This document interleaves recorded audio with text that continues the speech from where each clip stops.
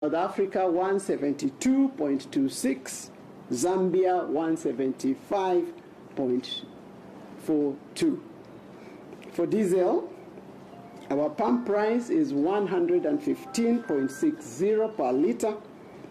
For neighboring Tanzania, it is 136.34, Uganda 140.80, Rwanda 155.84, South Africa 167.27, Zambia 174.27.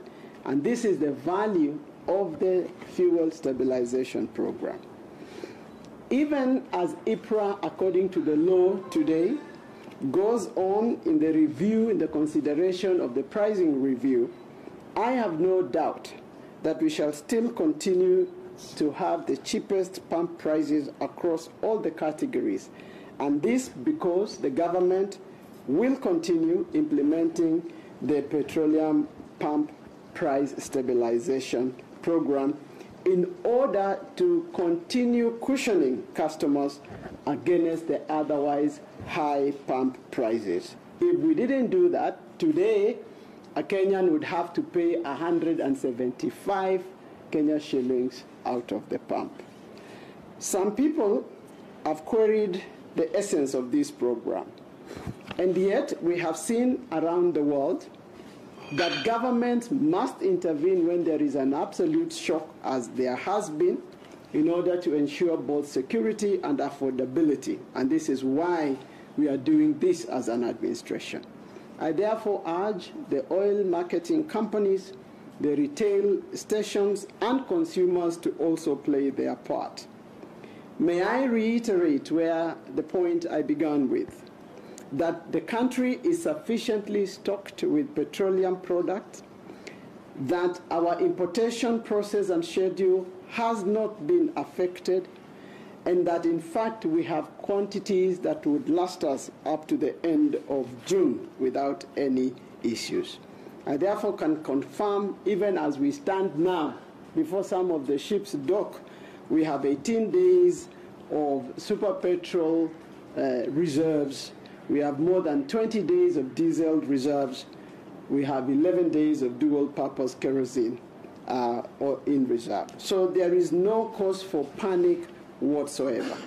That is why it is really disappointing that some actors chose self over the country and prioritized, in some cases, transit supply over local, thereby tilting the normal local to transit ratio, which should be 60 local, 40 transit.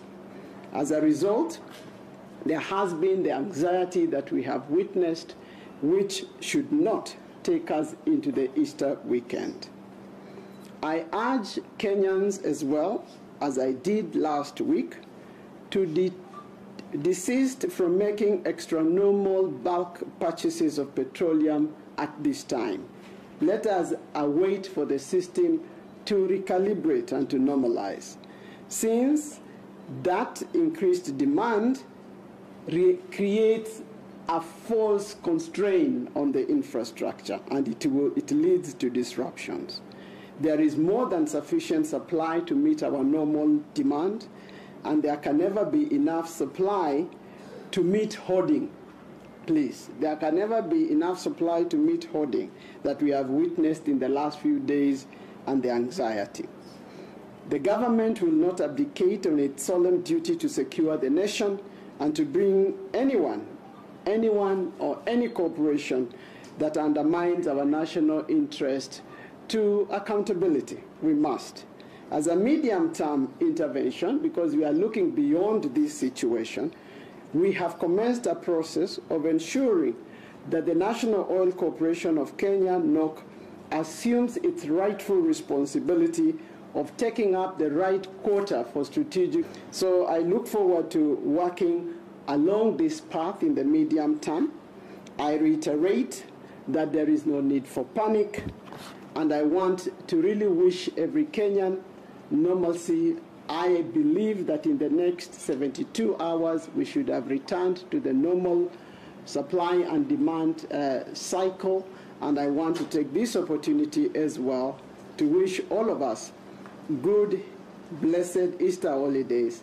And I want to believe that the red light on anyone's fuel tank will not be blinking soon.